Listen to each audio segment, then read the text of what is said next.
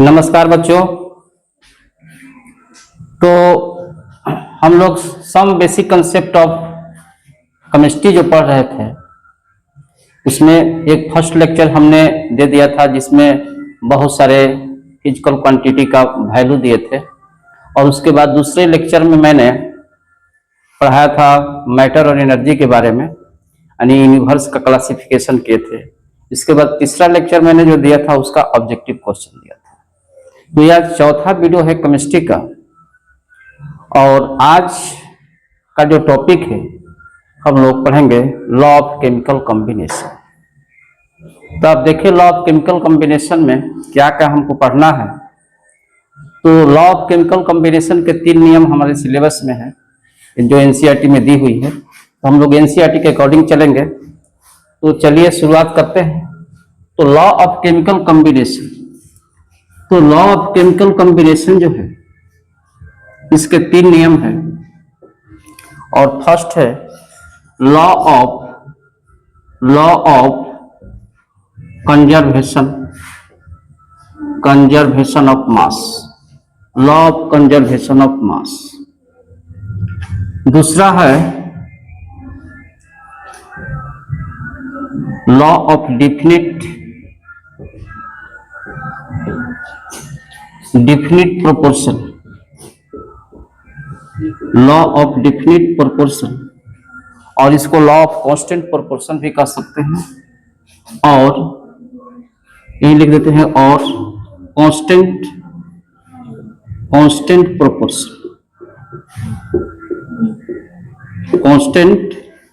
Proportion. और तीसरा है law of multiple proportion.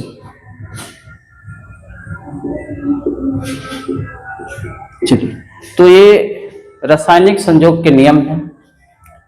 Chemical combination के जो नियम है इसके 3 नियम है। तो इस 3 नियम में जो पहला नियम है law of conservation of mass, तो हम लोग पहला लेकर के चलेंगे। तो आप हेडिंग डालिए first law of conservation of mass, law of conservation of mass. तो law of conservation of mass क्या कहता है? सबसे पहले इसे लेवाजियर ने दिया था, तो मैं यहां लिख रहा हूं गिवन बाय लेवाजियर, और इस नियम को इनडिस्ट्रक्टिबिलिटी ऑफ मैटर भी कहा जाता है, क्योंकि इसमें रिएक्शन से पहले रिएक्टेंट के जितने मास होते हैं और रिएक्शन के बाद प्रोडक्ट का जो मास होता है दोनों एक दूसरे के इक्वल होता है, उसमें मास कहीं इसका लॉस नहीं होता है। इसलिए इसे हम लोग तो also known as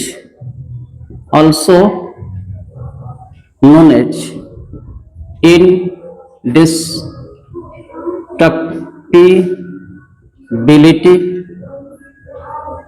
of matter, इसको इनडिस्ट्रक्टिबिलिटी ऑफ मैटर के नाम से भी जानते हैं।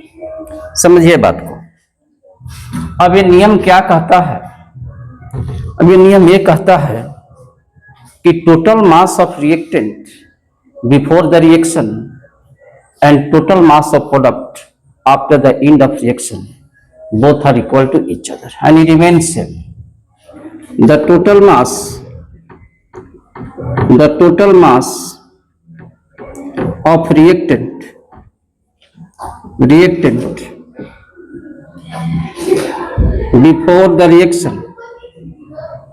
before the reaction and total mass of product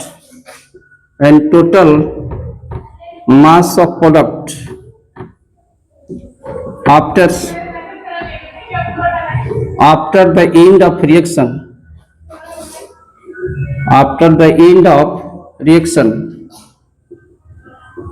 both are equal to each other.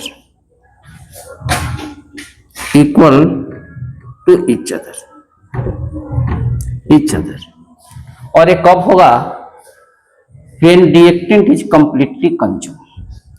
जब रिएक्टेंट पूरी तरह से कंज्यूम हो जाता है तो रिएक्टेंट के मास और प्रोडक्ट के मास दोनों एक दूसरे के इक्वल होते हैं। तो मैं यहां लिख सकता हूं कि टोटल मास ऑफ रिएक्टेंट बराबर टोटल मास ऑफ प्रोडक्ट। चलिए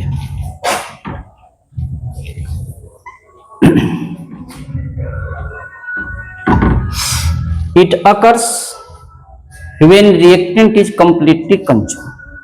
ये कब होता है? यहां मैं डैश देकर ऐसे लिख सकता हूं कि it occurs when reactant is completely consumed।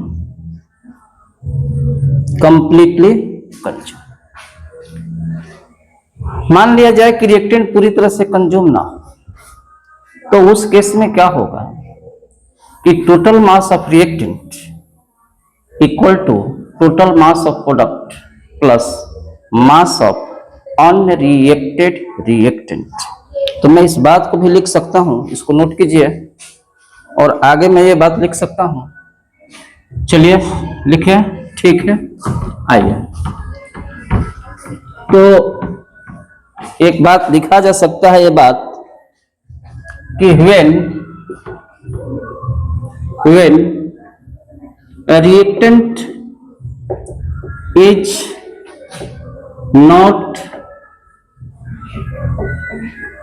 completely consumed, then total mass of reactant is equal to total mass of product plus mass of unreacted reactant। total mass of reactant is equal to total mass of product plus mass of unreacted reactant when reactant is not completely consumed। तो इस तरह से इसे define किया जा सकता है। और एक बात यहां पर, ये आप नोटबुक में लिख लीजिए कि the law of mass conservation does not apply in case of nuclear reaction. और यहां बात मैं लिख रहा हूं, the law of mass conservation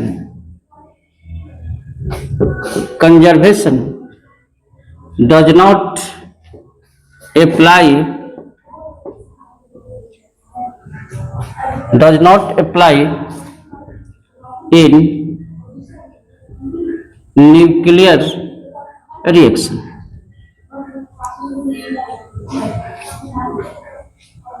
तो न्यूक्लियर रिएक्शन में इसको हम लोग यूज नहीं करते हैं, उसमें हम लोग लागू नहीं करते हैं। तो एक एग्जांपल लेते हैं, इसके बाद कुछ सवाल लेंगे। चलिए नोट कीजिए, मिटाए, ओके। आइए,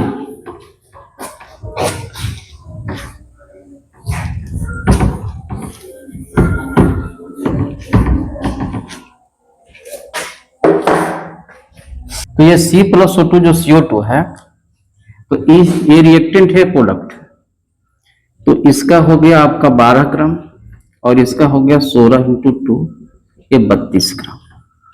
और इधर CO2 जो है 12 + 16 × 2, तो ये भी हो गया 12 + 32, तो 12 32 44 हो गया, और इधर भी 44 हो गया, इधर भी 44 और इधर भी 44।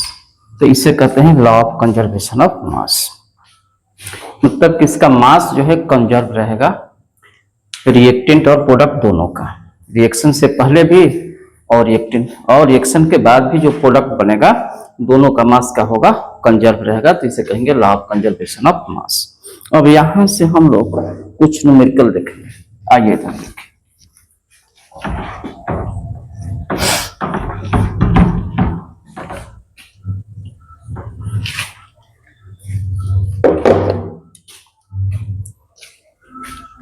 तो आप लिखिए, न्यूमेरिकल में लिख रहा हूं। चलिए, तो लॉ ऑफ कंजर्वेशन ऑफ मास का पहला सवाल लिखते हैं कि when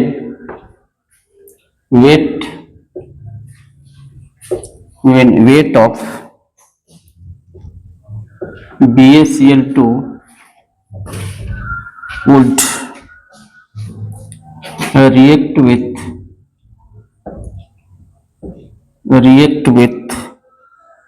24.4 gram of to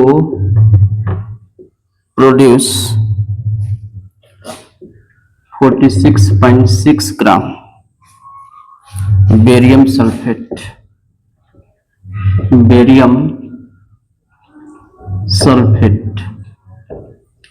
and 23.4 gram sodium chloride.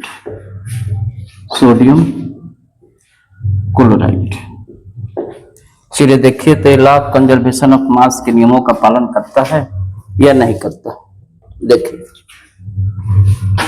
तो यहां देखिए हम लोग क्या करेंगे, ये बेरियम क्लोराइड का रिएक्शन होता है किसके द्वारा, सोडियम सल्फेट के द्वारा। तो ये बेरियम क्लोराइड और उधर सोडियम सल्फेट होगा, Na2SO4, ये रिएक्ट करेगा, BaSO4 मिलेगा और उसके बाद क्या मिलेगा, 2NaCl हो जाएगा। अब सबका मान देख लीजिए, कहता है कि when weight of barium chloride, तो बेरियम क्लोराइड का वेट देखना है तो इसको x मान लीजिए। ये 24.4 ग्राम सोडियम सल्फेट है, तो यहाँ लिखे 24.4 ग्राम सोडियम सल्फेट, और प्रोड्यूस होता है 46.6 ग्राम बेरियम सल्फेट। तो इसका कितना मिल रहा है, 46.6 ग्राम, और सोडियम क्लोराइड का मिल रहा है 23.4 ग्राम।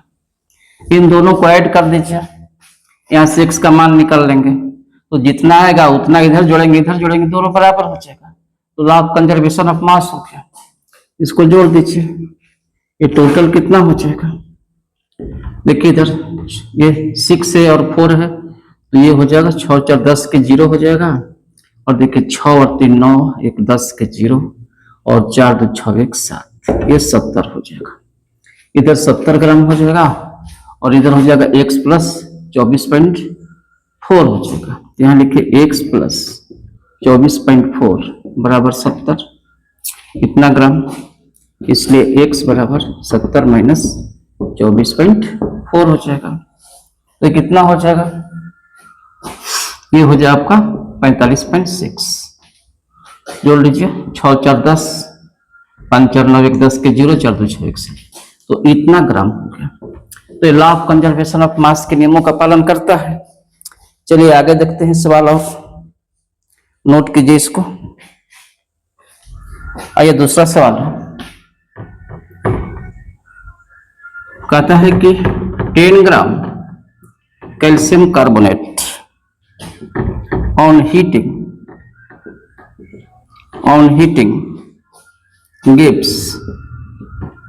gives 4.4 gram of CO2, then determine weight of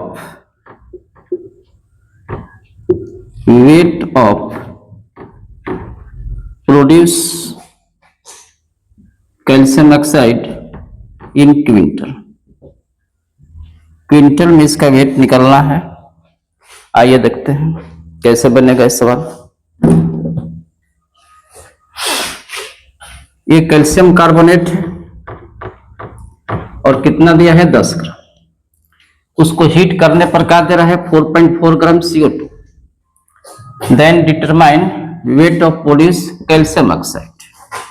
यहां लिखिए CaCO3।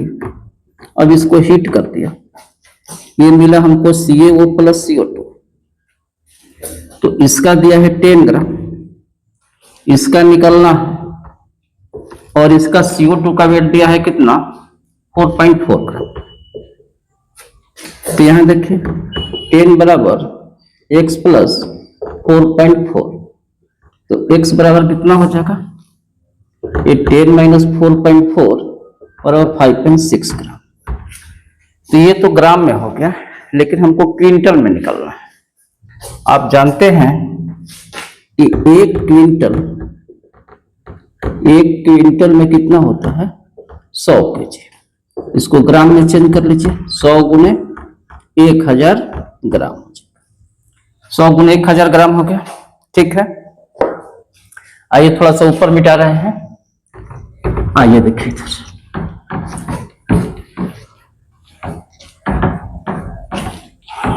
तो हम लोग क्या करेंगे, ये इतना ग्राम हो गया 10⁵ ग्राम। तो इतना ग्राम में 1 क्विंटल, यहां देखें क्योंकि ये कितना हो गया आपको 10⁵ ग्राम, क्योंकि 10⁵ ग्राम बराबर 1 क्विंटल, 1 क्विंटल, इसलिए 1 ग्राम बराबर 1/10⁵। इसलिए कितना आया है, कितना आया यहाँ पर 5.6 ग्राम। तो 5.6 ग्राम में आप निकाल लीजिए, 1/10⁵ इंटू 5.6 और 5.6 ये ऊपर चल जाएगा, इतना ग्राम हो जाएगा आंसर। सॉरी, इतना क्विंटल में हम निकाल दिए, इतना क्विंटल हो गया। तो क्विंटल में निकाले थे, तो फर्स्ट वीडियो मेरा देखिएगा, वहां पर आपको लिखवाए हैं कि 1 क्विंटल में कितना केजी, 1 टन भी लिखवाए हैं वहां पर, 1 टन में 1000 केजी। तो इस तरीके से क्विंटल की बात यहाँ है, तो हम क्विंटल के हिसाब से आंसर यहाँ पर निकाल लेंगे। तो चलिए नोट कीजिए, आगे क्वेश्चन में दूंगा, क्वेश्चन जितना प्रैक्टिस कीजिएगा उतना ही आपके लिए फायदा होगा। तो हम क्वेश्चन ज्यादा से ज्यादा आपको प्रैक्टिस करवाएंगे, हर टॉपिक पर कोशिश करेंगे कि आपके टॉपिक में कोई भी बातें आपको ऐसा ना लगे कि हमको क्लियर नहीं हुआ। आते हैं आगे क्वेश्चन, क्वेश्चन नंबर 3। क्वेश्चन 3 है कि if law of combustion, if law of conservation, law of conservation, if law of conservation of mass was to hold true कहता है कि then 20.8 gram of BaCl2 on reaction with 9.8 gram of H2SO4 will produce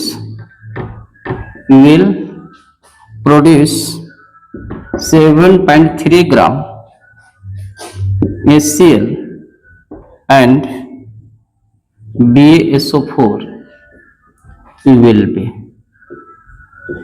और यहाँ option दिया है, first option है 11.65 ग्राम, B है 23.3 ग्राम, सी है 25.5 ग्राम और डी है 30.6 ग्राम।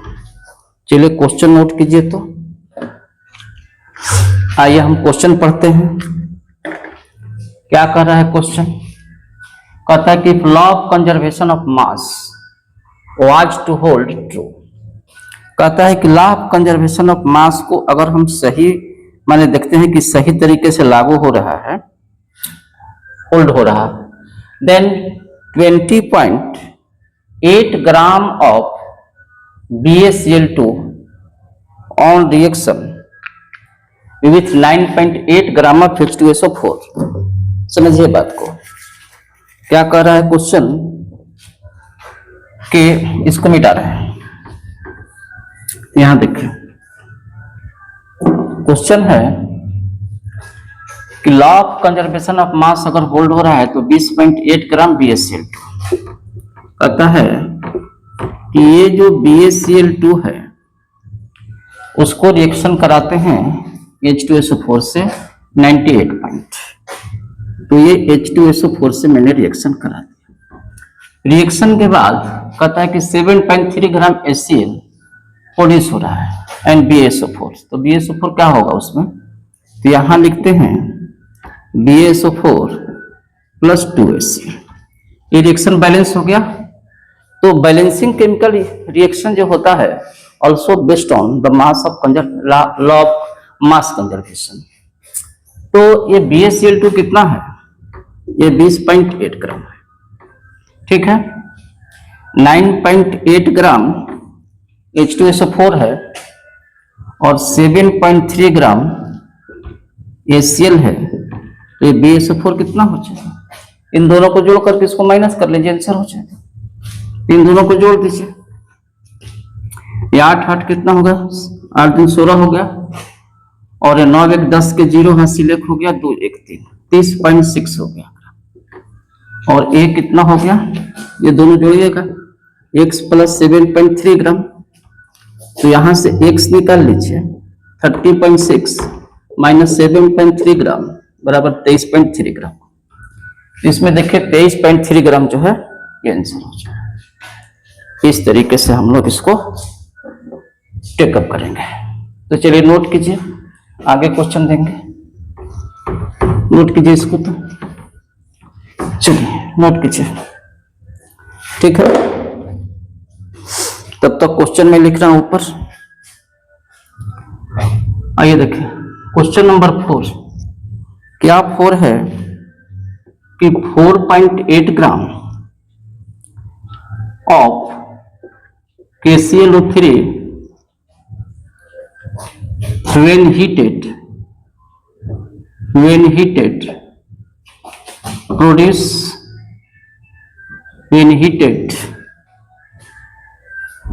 produce 1.9 gram of oxygen, 1.9 gram of oxygen, and the residue मैंने जो शेष जो है KCl दिया है, KCl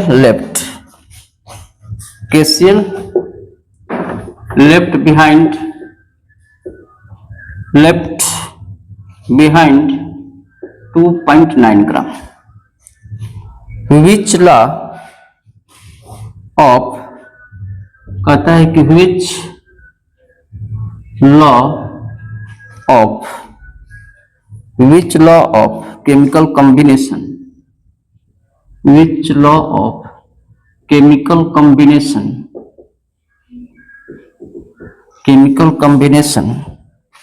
is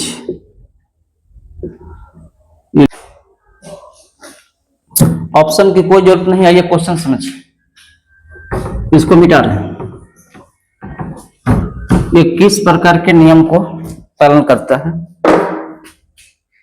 4.8 ग्राम KClO3 कहता है कि ये KClO3 है, कितना है 4.8 ग्राम। कहता है कि इसको हीट किया जाता है, अब हीट करने के बाद ये ऑक्सीजन देता है और शेष KCl देता है।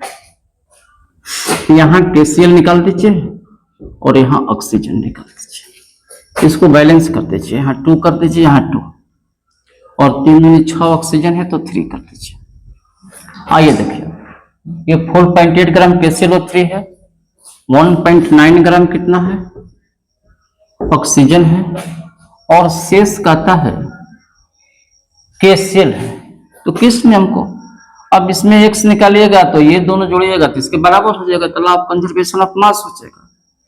तो यहां से 4.8 बराबर x प्लस 1.9, इसलिए x बराबर 4.8 माइनस 1.9, तो ये कितना हो जाएगा? ये 18, इसमें 9 घट जाएगा तो 9 हो जाएगा, और 3 में से घटेगा ये 2.9 हो जाएगा। तो 2.9 ग्राम इसमें जोड़ लीजिए। तो यहाँ पर 2.9 रखिए तो 9 दूनी 18, 2 3 1 4, 4.8 हो जाएगा। तो ये क्या हो जाएगा आंसर में? आंसर हो जाएगा law of mass conservation, mass conservation. अगर रिएक्टेंट एंड प्रोडक्ट दोनों के मास सेम हो जाते हैं तो लॉ ऑफ मास कंजर्वेशन ही होगा। ठीक है, तो अगर ये क्लियर है तो मिटा रहे हैं इसको, उसको नोट करना है, नोट कीजिए। आगे देखते हैं, आइए चलिए क्वेश्चन लिखिए।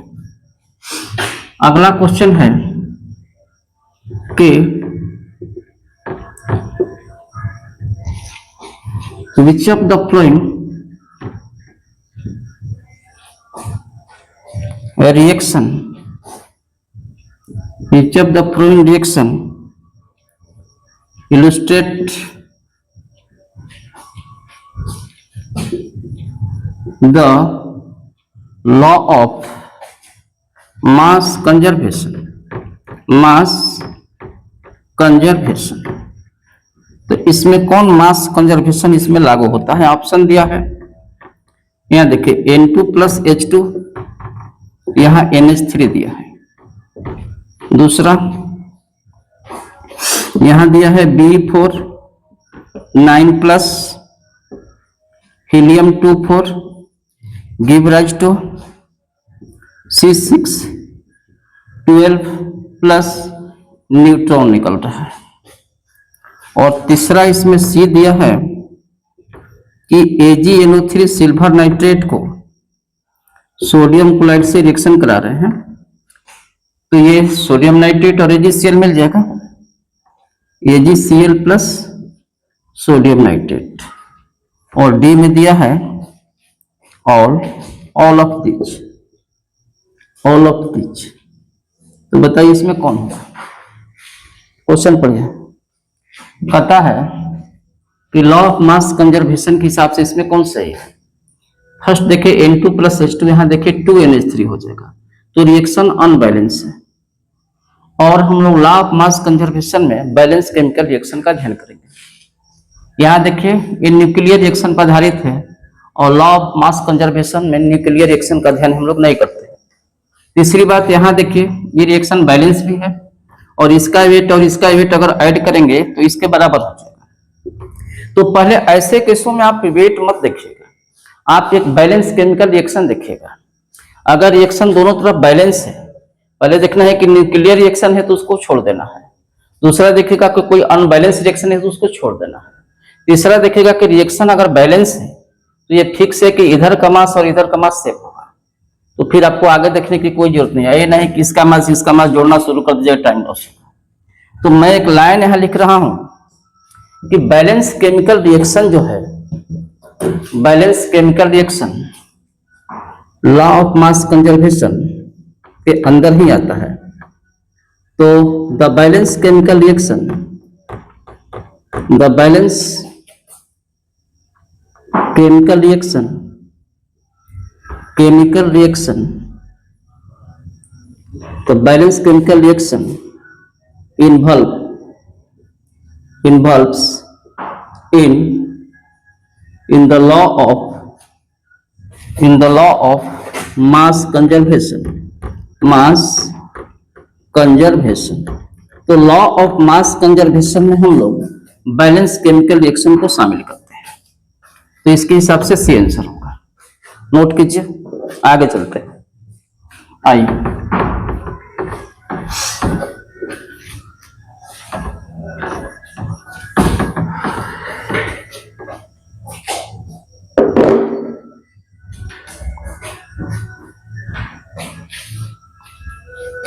अगला क्वेश्चन 6 लिख रहे हैं। What mass of NaCl would be decompose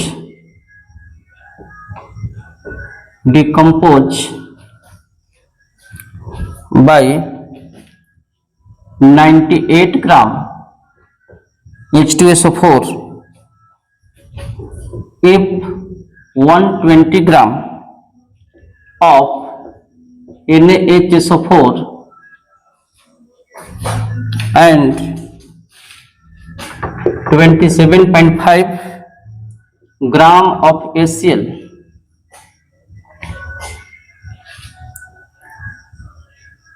are produced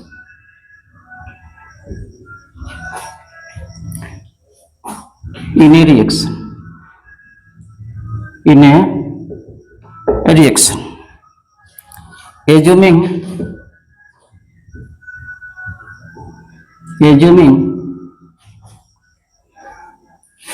Assuming that law of mass conservation is true और यहाँ ऑप्शन भी दिया है, देखिए 4.95 ग्राम, बी है 49.5 ग्राम, सी है 0.495 ग्राम और डी है 495 ग्राम। अब देखिए सब 495 पर ही है। क्वेश्चन पढ़िए, mass of NaCl would be decomposed by 98 gram H2SO4। पता है ये NaCl है, इसके बाद हमने H2SO4 से रिएक्ट किया, रिएक्शन के बाद ये आपका बना NaHSO4 और पुनः HCl बनेगा। ये रिएक्शन पहले बैलेंस होना चाहिए। अब समझिए बात को, तो इसको x ग्राम मान लीजिए, H2SO4 कितना दिया है 98 ग्राम और सोडियम बाइसल्फेट है यहाँ पर 120 ग्राम और HCl का मान कितना दिया है 27.5 ग्राम। अब बताइए किसमें x निकालिएगा तो यहाँ पर उतना ही होगा जितना ही दोनों को ऐड करके होगा। तो सीधी सी बात है, लॉ ऑफ मास कंजर्वेशन, लेकिन पूछता है कि कितना होगा। अब प्रश्न यहाँ ये है कि इधर x है प्लस 98 है और इधर 120 है और 27.5, तो 20 दूनी 40 और 7 47 हो जाएगा 147.5। तो x प्लस 98 बराबर 147.5, इसलिए x बराबर 147.5 माइनस 98। अब यहां से 98 माइनस कर लीजिए, देखिए कितना होगा। तो ये 147 है 0.5 है, या 98.0 में दिखा रहा हूं, ये 5 हो जाएगा और ये 17 हो जाएगा। इसमें 8 घटाइए तो 9 हो जाएगा और ये 13 9 4 13 49.5। इसको घटाने पर कितना आया 49.5 ग्राम। इसको मिटा देते हैं, यहाँ ग्राम होगा, तो यहाँ 49.5 ग्राम आंसर हो जाएगा। चलिए नोट कीजिए। तो इस तरीके से लॉ ऑफ मास कंजर्वेशन का क्वेश्चन जो होगा हम लोग टेकअप करेंगे। दूसरा नियम हम चलते हैं, दूसरा नियम जो है लॉ ऑफ डेफिनिट प्रोपोर्शन। तो आप लिखिए यहां पर भी, और बी क्या है law of definite proportion. Law of definite proportion क्या है? लॉ ऑफ डेफिनिट प्रोपोर्शन ये है कि कोई कंपाउंड है, मान लीजिए अगर किसी कंपाउंड को हम प्राप्त करना चाहते हैं डिफरेंट सोर्स से, तो उसमें जो भी कंस्टिट्यूएंट एलिमेंट होंगे उसका रेशियो हमेशा फिक्स होगा, चाहे वो किसी भी मेथड से बनाइए, किसी भी सोर्स से प्राप्त कीजिए। जैसे मान लीजिए कि आपको CO2 प्राप्त करना है, आप CO2 प्राप्त करने के लिए चाहे कैल्शियम कार्बोनेट को हीट करके प्राप्त कीजिए या कैल्शियम कार्बोनेट को HCl से रिएक्शन करा के कीजिए, जैसे भी हो उसमें कार्बन और ऑक्सीजन का रेशियो सेम होगा। आप वाटर प्राप्त करना चाहते हैं, चाहे वाटर कहीं से प्राप्त कीजिए, सी वाटर हो, गंगा जल हो, टैप वाटर हो, रिवर हो, तो उसमें हाइड्रोजन और ऑक्सीजन का रेशियो सेम होगा। तो मैं लिख रहा हूं, पहली बात याद रखिए कि गिवन बाय, किसने दिया था? गिवन बाय जोसेफ प्राउस्ट, ये नाम याद रखिए। और लॉ इसका ये है कि if A compound is obtained from different sources, then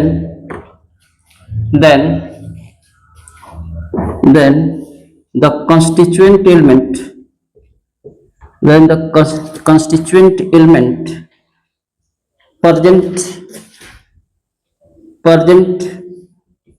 in it is always in fixed ratio.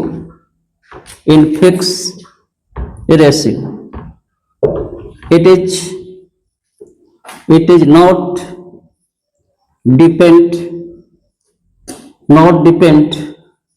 on the method of its preparation and the compound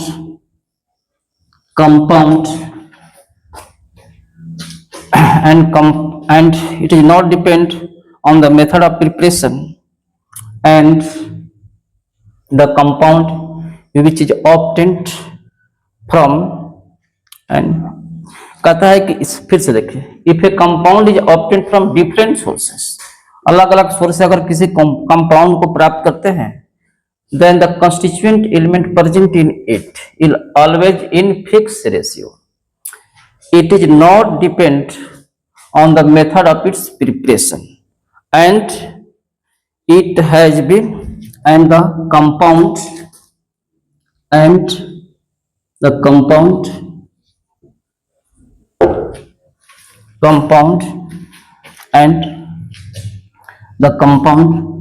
which is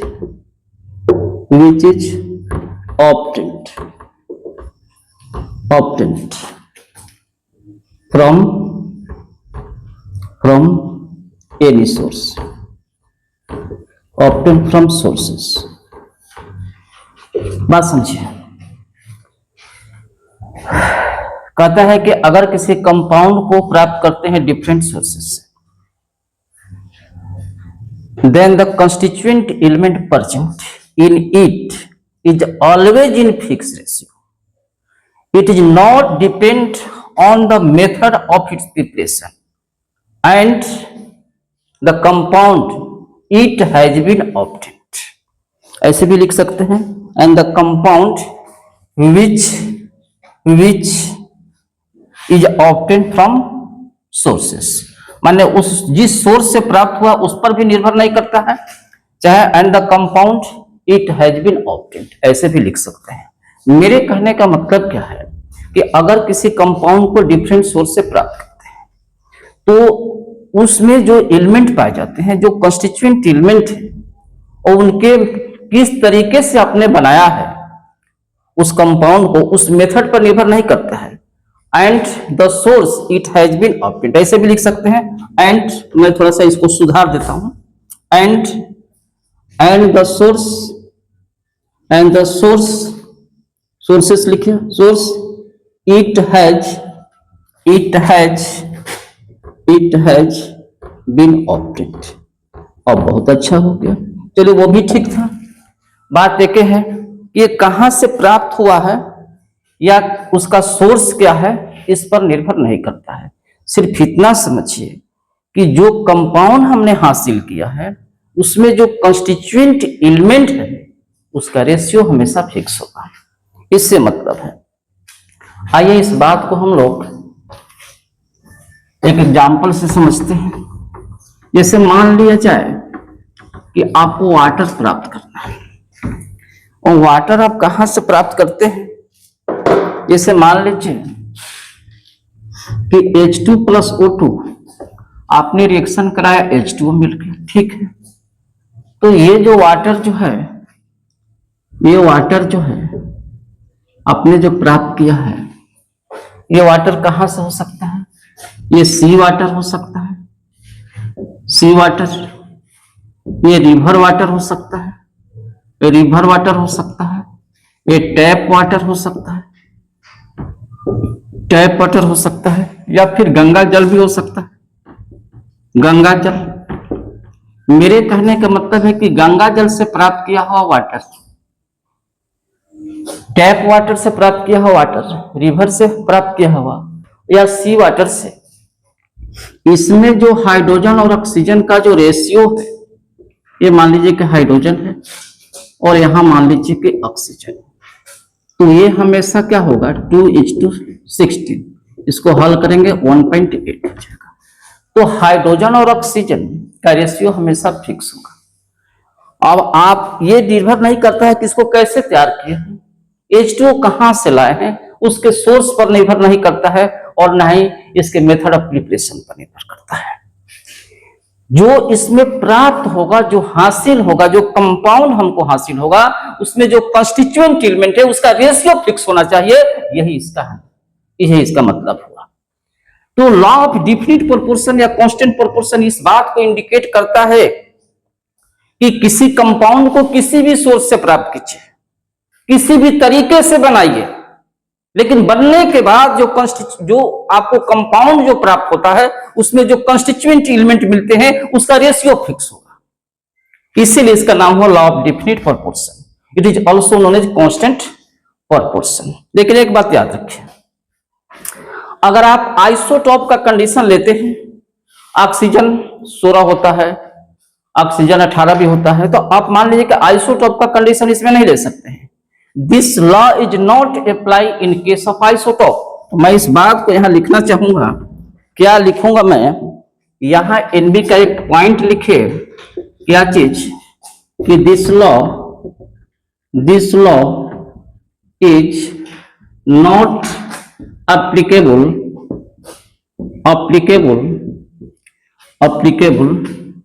in isotopes, माने आइसोटोप में इसको हम लागू नहीं कर सकते हैं। This is not apply in isotope, इसको आइसोटोप में आप लागू नहीं कर सकते। बस इतना दिमाग में रखिए कि आइसोटोप के केस में इसको हम लोग लागू नहीं करेंगे। आते हैं इस पर, क्वेश्चन देखते हैं। क्वेश्चन देखते हैं तो एक दो क्वेश्चन इस पर भी देखा जाए ताकि आपको कंसेप्ट क्लियर हो जाए। आइए देखें, चलिए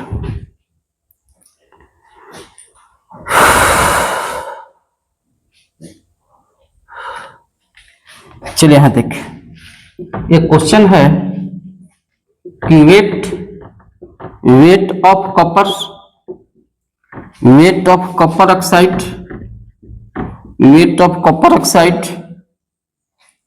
obtained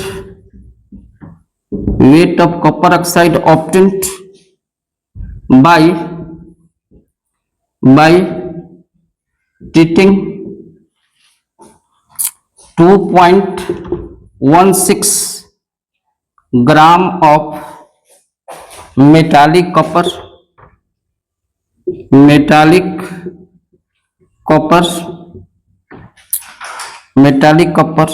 with nitric acid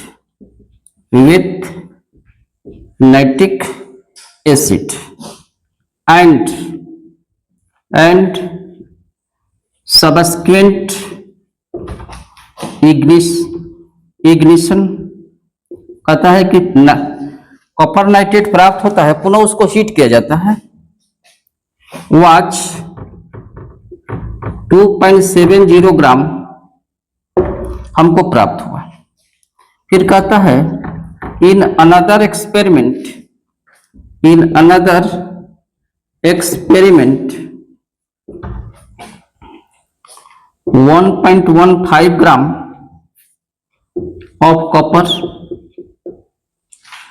of copper oxide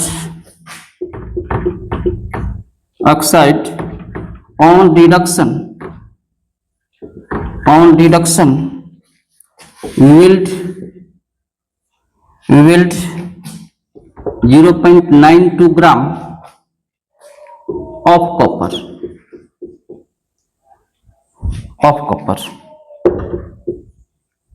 so that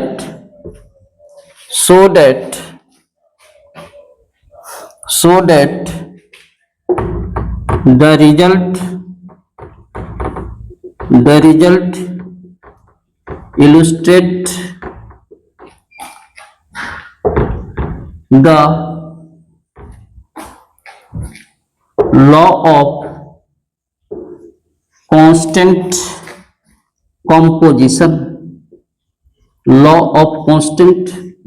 composition। चलिए इसको नोट कीजिए। तो आइए देखें क्वेश्चन क्या कह रहा है। चलते हैं, इस समय इस क्वेश्चन को पढ़िए बढ़िया से, और ये इसमें नहीं है, this law is not applicable in isotope, इसको हटा दीजिए। आते weight of copper oxide obtained by treating 2.16 gram of metallic copper with nitric oxide. Subsequent ignition was इतना 2.7। देखिए क्या कर रहा है क्वेश्चन कर रहा है सोल्यूशन यह है इसका कि उतना ग्राम कॉपर को नाइट्रिक एसिड से प्रतिक्रिया करा रहे हैं। ये कॉपर है, समझिए बात को, ऐसे समझिए, कॉपर है और ये नाइट्रिक एसिड है, ये नाइट्रिक एसिड है, तो ये कॉपर नाइट्रेट मिल जाएगा। और कॉपर नाइट्रेट जो मिला पुनः इसको हीट कर आप कॉपर ऑक्साइड प्राप्त किया। और ये कॉपर ऑक्साइड का वेट कितना है, ये है 2.70 ग्राम। एक काम करते हैं, ये फर्स्ट राउंड का केस है, तो फर्स्ट राउंड में क्या है, फर्स्ट एक्सपेरिमेंट में हमको क्या मिल रहा है, तो फर्स्ट एक्सपेरिमेंट में मेरे सामने ये कॉपर का वेट है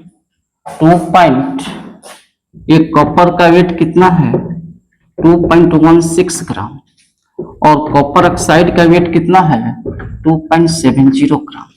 यहां ऑक्सीजन का वेट निकाल लीजिए, तो 2.7 में ये 2.70 और 2.16 है, तो ये 4 हो जाएगा, और 6 में से घटेगा तो ये 5 हो जाएगा, ये 0.54 ग्राम। अब सेकेंड एक्सपेरिमेंट क्या है, आते हैं देखते हैं सेकेंड एक्सपेरिमेंट, समझिए बात को। तो सेकेंड एक्सपेरिमेंट में क्या करना है कि 1.15 ग्राम कॉपर ऑक्साइड का वेट दिया है कितना 1.15 ग्राम। कहता है कि रिडक्शन करने पर इतना ग्राम कॉपर देता है, कॉपर कितना देता है 0.92, तो फिर इसमें ऑक्सीजन कितना है 1.15 माइनस 0.92, यहाँ देखिए 1.15 है और 0.92 हटा लीजिए, तो ये 5 में से 2 घट गया 3 हो जाएगा, और 11 में से 9 घट गया तो ये 2 हो जाएगा।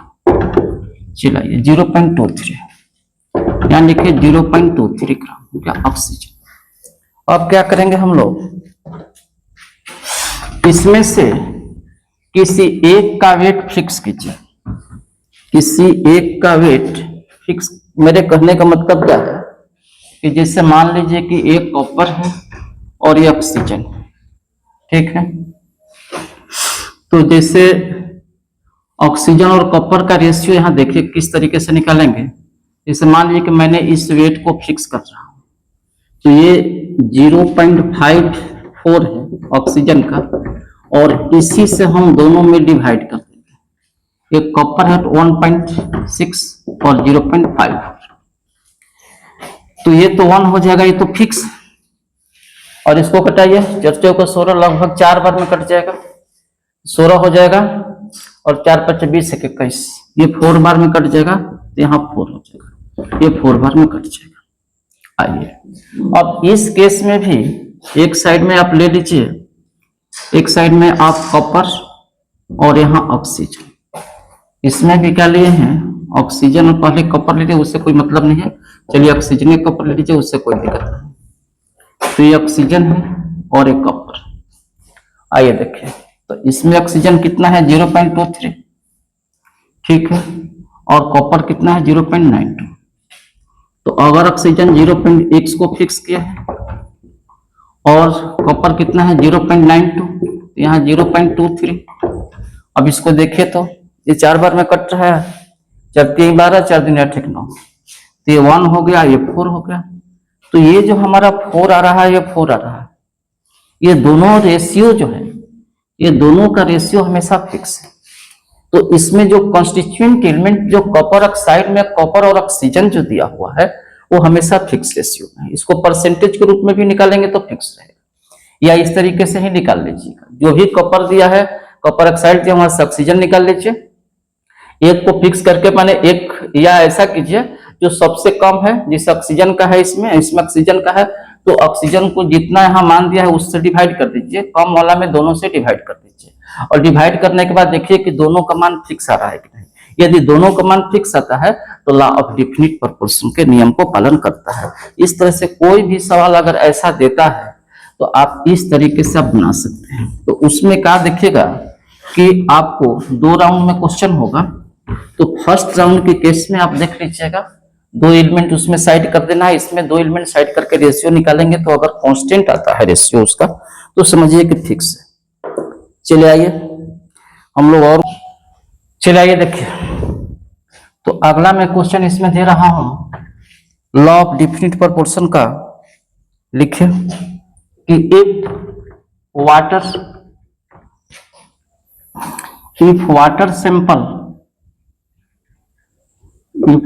sample are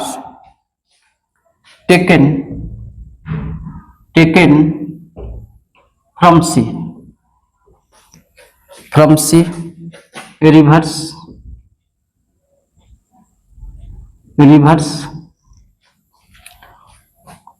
और लेक, मान लीजिए, और lake, they will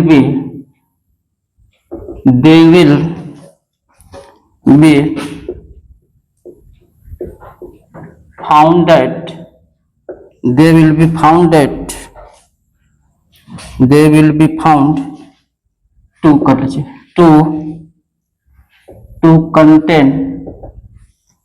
to contain hydrogen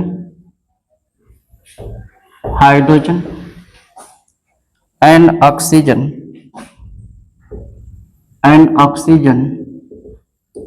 hydrogen and oxygen in the approximate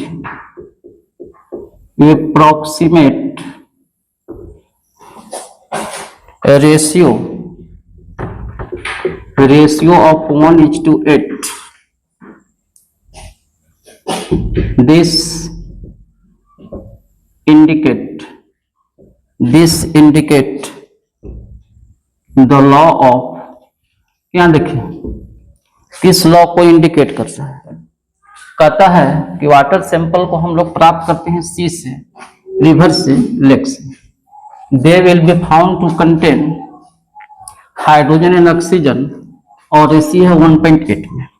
तो वाटर को आप किसी भी सोर्स से प्राप्त कीजिए, तो जिस सोर्स से प्राप्त कीजिएगा तो उसमें जो भी रेशियो हाइड्रोजन और ऑक्सीजन का अगर फिक्स रेशियो है तो law of conservation of mass है, तो इसका आंसर क्या होगा? This indicate the law of conservation, law of conservation of mass. Sorry, ratio fix है। The law of definite proportion, very sorry, definite proportion या और कांस्टेंट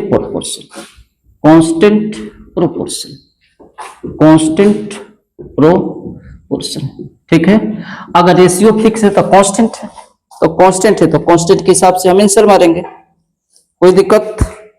आइए देखिए अगला क्वेश्चन है कि which of the following are true about the law of definite proportion, law of definite proportion, law of definite proportion के नियम का कौन पालन करता है? तो पहला ऑप्शन है कि it apply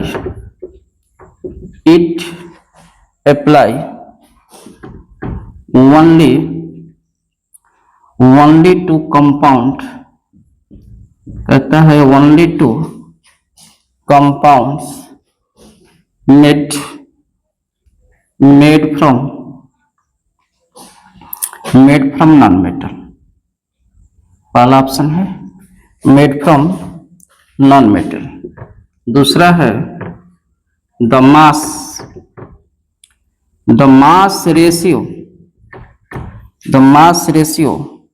of element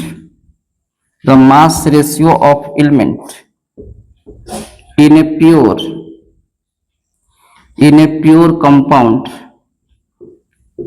pure compound is constant। और तीसरा ऑप्शन है कि किप्रिक carbonate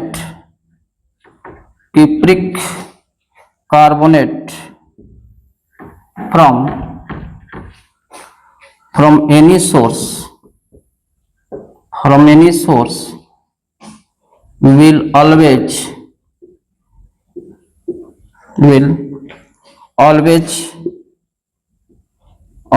the same percentage of copper,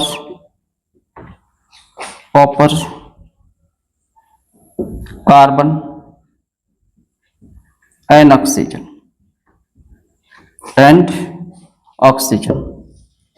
और चौथा है इसमें डी है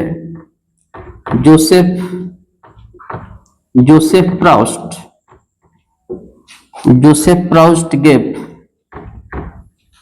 gave the law using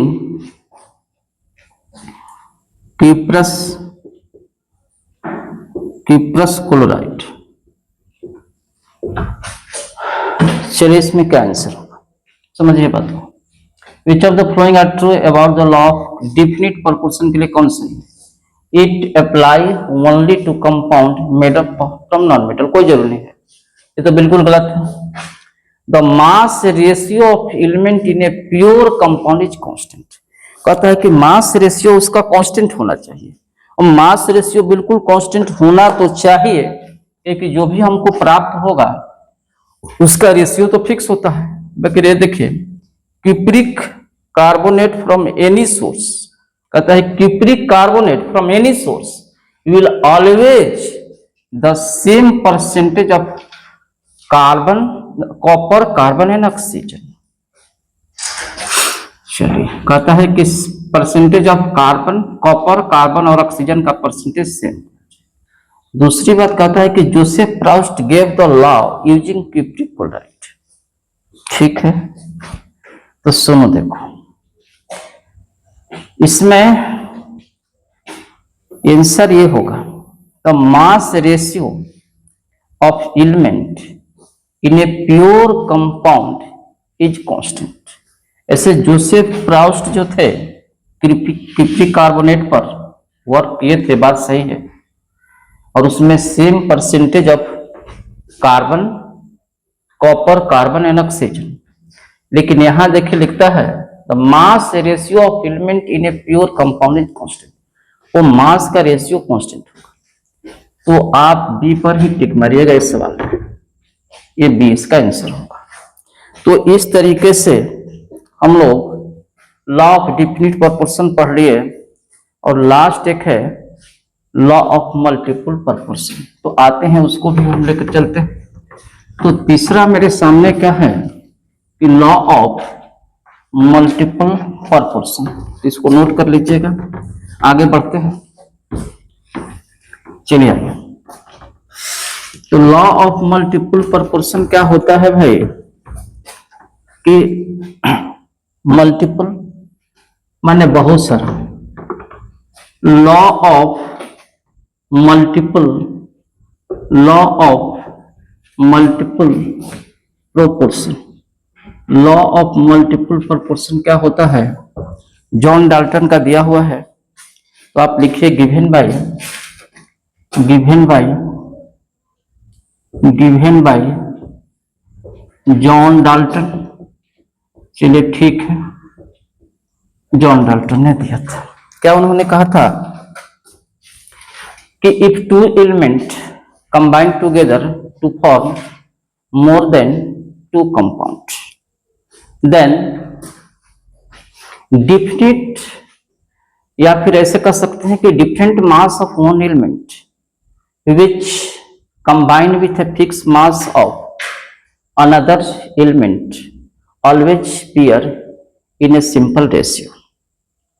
कहने का मतलब क्या है कि दो एलिमेंट है आपस में जुड़ेगा और जुड़ करके दो या दो से अधिक कंपाउंड बना देगा। तो उसमें से एक एलिमेंट का मास तो फिक्स होगा और जो दूसरे एलिमेंट का मास जो होगा वो डिफरेंट होगा, और जो दूसरा एलिमेंट है जिसका मास डिफरेंट होगा वो हमेशा सिंपल रेशियो में मिलेगा। मैंने कहा कि दो एलिमेंट है आपस में कंबाइन किया, कंबाइन करने के बाद दो या दो से अधिक कंपाउंड बना दिया, तो जो बना उसमें से ये देखा जाएगा कि एक एलिमेंट का मास डिफरेंट होगा, जबकि दूसरे एलिमेंट के फिक्स मास से वो रिएक्शन करेगा, जुड़ा हुआ रहेगा। तो जिस एलिमेंट का मास डिफरेंट होगा वो सिंपल रेशियो में होगा। तो इसको लिखेंगे कैसे हम लोग कि लिखिए कि if two element combine together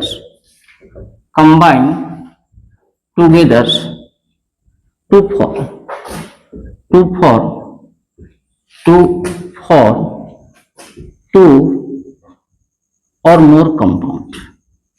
to or more compound, in which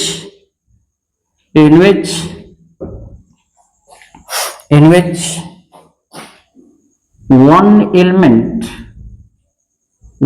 element has different mass which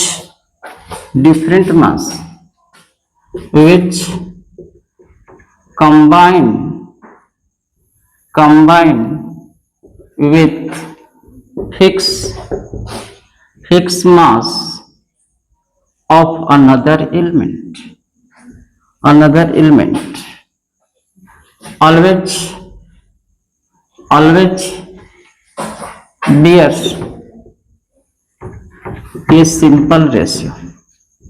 तो सिंपल रेशियो किसका है होगा, जिसका मास डिफरेंट होगा वो सिंपल रेशियो में हमेशा रहेगा। अब एग्जांपल के लिए आप क्या ले सकते हैं, जैसे मान लीजिए कि हम लोग नाइट्रोजन के ऑक्साइड की बात करते हैं, तो ऑक्साइड ऑफ नाइट्रोजन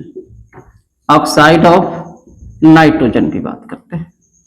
इसमें नाइट्रोजन और ऑक्सीजन होगा, तो एक नाइट्रोजन होगा दूसरा ऑक्सीजन होगा, और इसमें रेशियो लेंगे किसका, आइए देखते हैं किसका रेशियो लेंगे। तो नाइट्रोजन ऑक्सीजन से प्रतिक्रिया करके NO हो गया। इसके बाद में क्या होगा, ऐसे लिख लीजिए N2O एक ले लीजिए, एक N2O2 ले लीजिए, तीसरा ले लेते हैं N2O3 और चौथा ले लेंगे N2O4 और पांचवा ले लेंगे N2O5।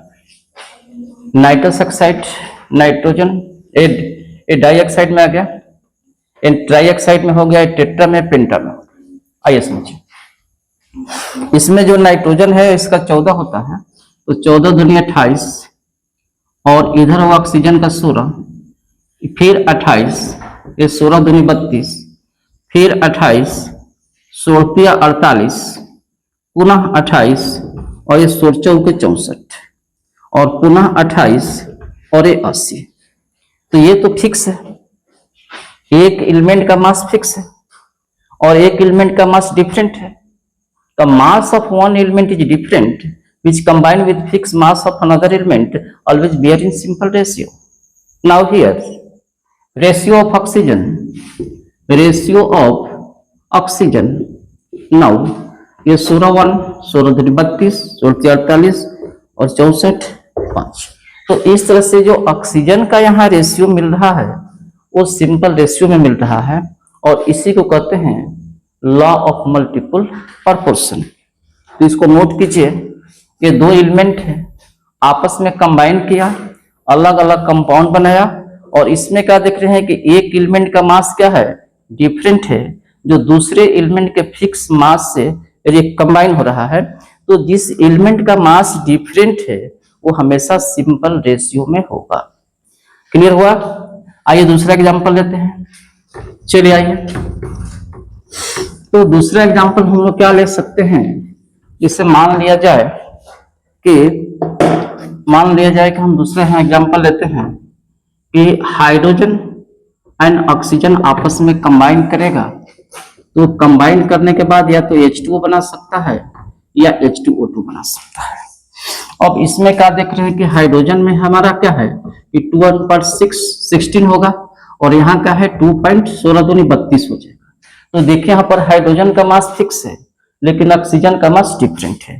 तो जिसका मास डिफरेंट होगा, तो ऑक्सीजन का एक 16 है और 32 है, तो 1/2 हो जाएगा, तो 1:2 रेशियो में होगा।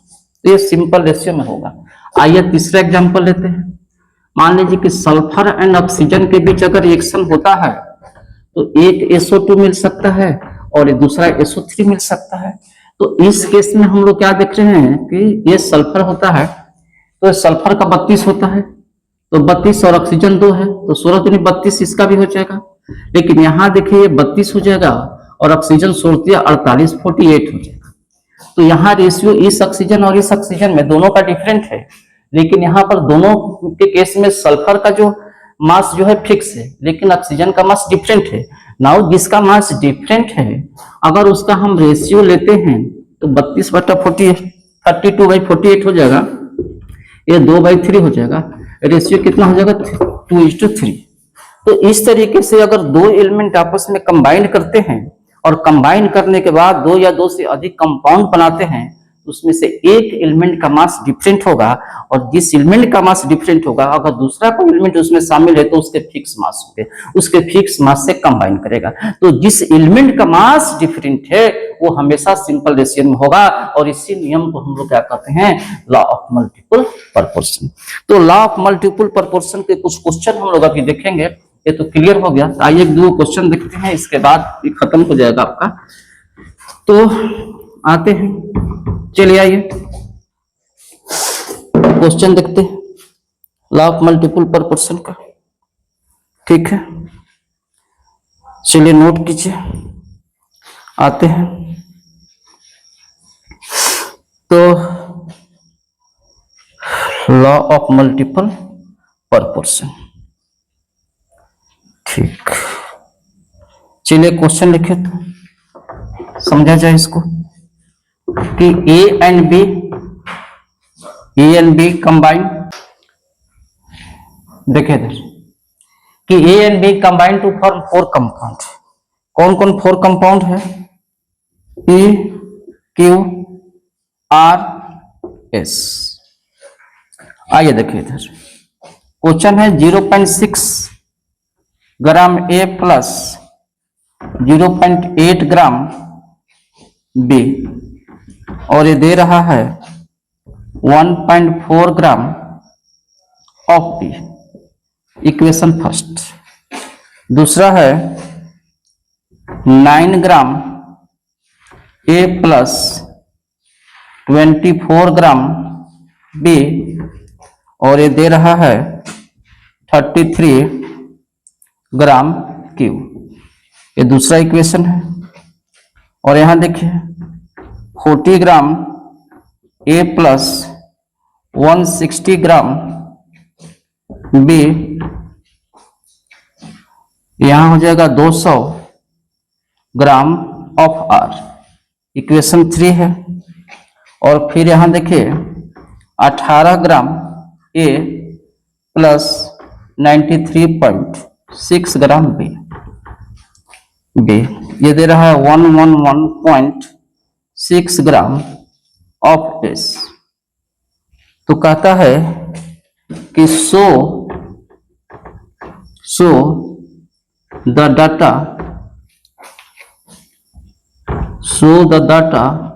फ्लो लॉ ऑफ मल्टीपल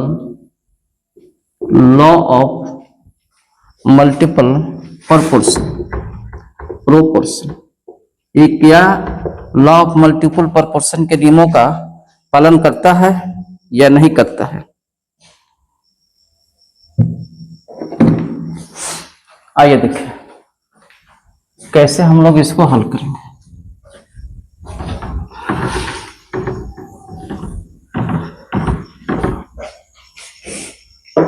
तो मैं कह रहा हूं, यहां देखें ये चार जो कंपाउंड है पी क्यू आर एस, इस चारों कंपाउंड में हम लोग क्या देखेंगे, एक रेशियो देखना होगा।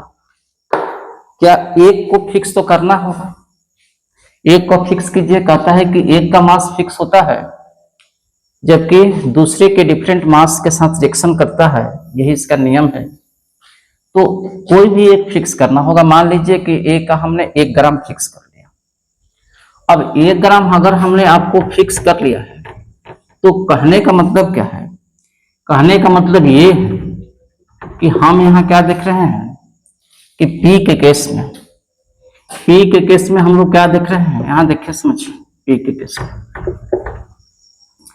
यहां 0.6 ग्राम ए जो है कहता है कि 0.8 ग्राम बी के साथ रिएक्शन करता है और रिएक्शन करके 1.4 ग्राम पी दे रहा है, ठीक है। तो इसके 1 ग्राम में पी के कितने ग्राम मिल सकते हैं, इसके ए में पी के कितने ग्राम मिल सकते हैं, ठीक है। तो आप 1.4 ग्राम पी मिला, 33 ग्राम क्यू मिला और 200 ग्राम आर मिला है। तो इसके और इसके बीच में ये 2 एलिमेंट है, एक का फिक्स करेंगे और एक के साथ निकालेंगे। तो अगर जीरो सही नहीं चल रहा है, 1 मिनट रुक जाइए। चलिए इसको पहले समझिए क्वेश्चन। देखिए ए और बी 2 एलिमेंट है, ए और बी 2 एलिमेंट है, दोनों आपस में रिएक्ट किया। पी दे रहा है, क्यू दे रहा है, आर दे रहा है, एस दे रहा है। तो ए और बी में से किसी एक का मास तो फिक्स होगा जो दूसरे के डिफरेंट मास से रिएक्शन करेगा, ठीक है। आइए समझते हैं। देखिए इधर फिर से, तो मैं लिख रहा हूं कि 0.6 ग्राम ये जो है कंबाइन कर रहा है, किससे कंबाइन कर रहा है 0.8 ग्राम बी से।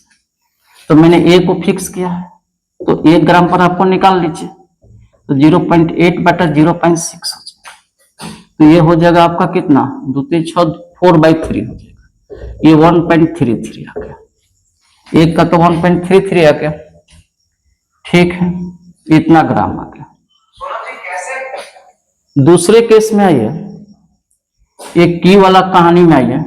क्यू में क्या है कि 9 ग्राम ए जो है कितना से कंबाइन कर रहा है, 24 ग्राम बी से।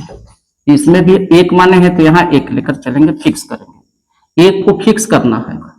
आप दूसरा भी फिक्स कर सकते हैं, कोई जरूरी नहीं।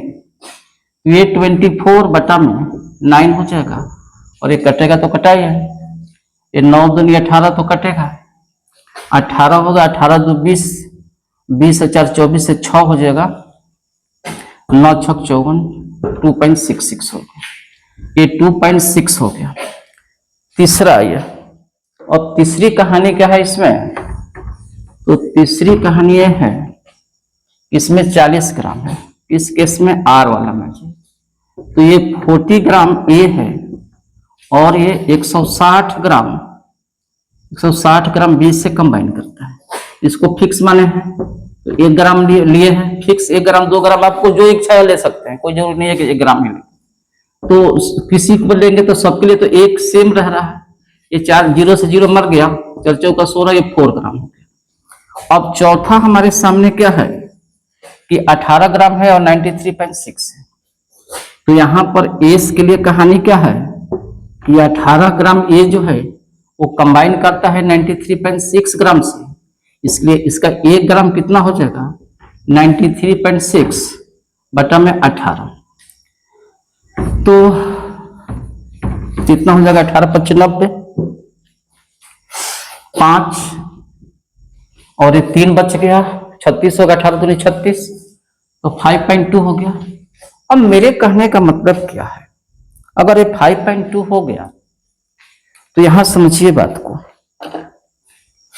कि 1.33 1.26 इससे हम कटाते हैं तो 1 हो जाएगा, ये 2 हो जाएगा, ठीक है। और ये 4 और 5 इस तरीके से लगभग ये सिंपल रेशियो में मिल जाएगा हमको, कितना 1, ये हो जाएगा 2, और अगर हम इसको कटाते हैं 3 बार में तो 3 के 9 ये 3 हो जाएगा, तो 3.99 तो 4 बार में, और ये लगभग 4 बार में कट सकता है, तो देख लिए 4 3 12 और 4 3 12, 1 13 के 3 हासिल 1 और 4 1 5, तो लगभग ये 1 2 3 4 के रेशियो में। तो क्या मिल रहा है हमको, यहाँ 1 मिल रहा है, यहाँ 2 मिल रहा है, यहाँ 3 मिल रहा है और यहाँ पर 4 मिल रहा है। तो सिंपल रेशियो किसका मिला, बी का। और हमारा थ्योरी क्या था, मेरा थ्योरी ये था कि 2 एलिमेंट आपस में जुड़ता है और जुड़ने के बाद एक एलिमेंट का जो मास है वो डिफरेंट होगा, जो दूसरे एलिमेंट के फिक्स मास के साथ रिएक्शन करेगा। तो एक एलिमेंट का मास फिक्स करके अगर हम दूसरे एलिमेंट के मास पर विचार करेंगे तो वो सिंपल रेशियो में आएगा। तो यहां पर मैं लिखूंगा कि ratio of B for P Q R and S बराबर 1:2:3:4, इस तरीके से हमको हर हालत में क्या करना होगा, एक सिंपल रेशियो में जाना होगा और किसका रेशियो निकालेंगे, जिस एलिमेंट का मास डिफरेंट होगा। तो इस तरीके से करीब करीब हम क्वेश्चन आपका बना दिए, ठीक है। तो आप इसमें क्या कीजिएगा, मेहनत कीजिए, ठीक है। और एक बात मैं आपको बताऊंगा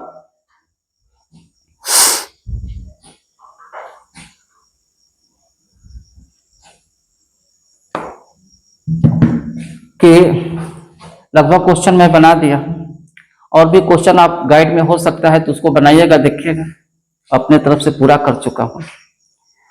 तो मेहनत कीजिए, कस करके मेहनत कीजिए। कभी कभी मेहनत करने के बाद भी इंसान को ठोकर लगती है, लेकिन पुनः अगर वो मेहनत करता है दोबारा तो वो सफल हो जाता है, कोई जरूरी नहीं है। कहा भी गया है कि बहुत मेहनत करने के बाद जब ठोकर लगती है तो यह मान लो कि यह बड़ा बनने के लिए शुभ संकेत है। जो दोबारा मेहनत करके पुनः इसे पूरा कर की जा सकती है, मैंने कहा कि बहुत मेहनत करने के बाद जब ठोकर लगती है तो समझो कि यह बहुत बड़ा बनने के लिए शुभ संकेत है, जिसे दोबारा मेहनत करके हासिल की जा सकती है, पूरा किया जा सकता है। तो ये बात को याद रखिएगा कि इंसान मेहनत करता है, ठोकर भी लगता है, और ठोकर लगने के बाद उसे ज्ञान होता है। उसके बाद जब वो मेहनत करता है तो उसे जरूर मंजिल मिलती है। हो सकता है किसी को एक बार मेहनत करने के बाद मंजिल ना मिले, इसका मतलब ये नहीं कि आप हार मान जाइए। ये ठोकर आपको इस बात को इंडिकेट करता है कि हमें बड़ा बनने का शुभ संकेत है, हमें दोबारा मेहनत करना है, और जैसे ही दोबारा मेहनत करेंगे हमारी मंजिल मिल जाएगी। ठीक है, तो इस वीडियो को ज्यादा से ज्यादा शेयर कीजिए, कमेंट कीजिए और सब्सक्राइब कर दीजिएगा। पुनः अगले वीडियो में हम मिलेंगे आपसे। ओके, ठीक है, ठीक।